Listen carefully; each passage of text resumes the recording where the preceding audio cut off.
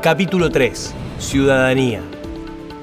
La Asamblea del año 13 fue un hito central en la construcción y ampliación de la ciudadanía en el Río de la Plata. Pero, ¿qué es la ciudadanía?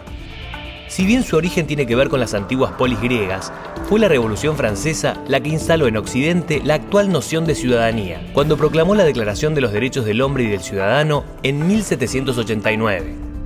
En ella se expresaba la ciudadanía en términos de igualdad jurídica, algo que sería fundamental para el resto de las naciones que quisieran instalar un Estado de Derecho en su territorio. Los hombres nacen y permanecen libres e iguales en cuanto a sus derechos. Las distinciones civiles solo podrán fundarse en la utilidad pública. Declaración de los Derechos del Hombre y del Ciudadano. Siguiendo estas ideas, la Asamblea fue fundamental a la hora de poner en pie de igualdad ante la ley a los diferentes grupos de la población del antiguo virreinato.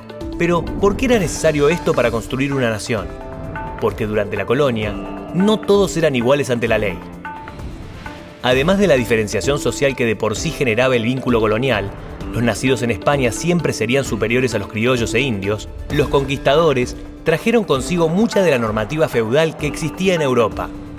Además, el comercio triangular con África y Asia, establecido fuertemente en el siglo XVI, generó la afluencia de miles de esclavos que tenían una condición jurídica aún inferior a la de los criollos.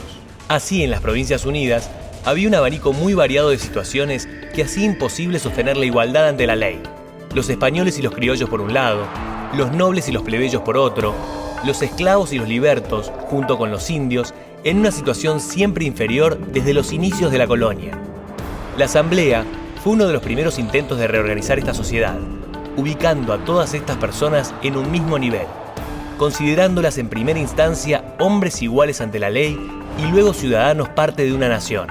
Para eso, suprimió los títulos de nobleza, pero también liberó a los indígenas de los trabajos forzosos a los que estaban sometidos: la encomienda, la mita y el yanaconazgo.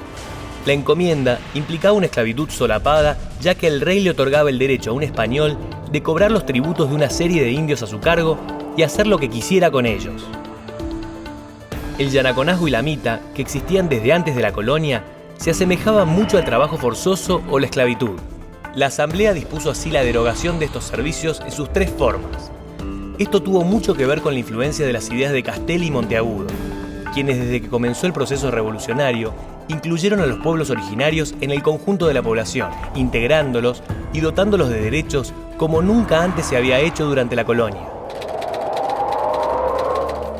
¿No es verdad que siempre habéis sido mirados como esclavos y tratados con el mayor ultraje, sin más derecho que la fuerza, ni más crimen que habitar en vuestra propia patria? ¿Habéis gozado alguna vez esos empleos y honores que os ofrecen, y lo que es más, aquellos mismos bienes que vuestro propio suelo os concede y la naturaleza os dispensa con absoluto dominio?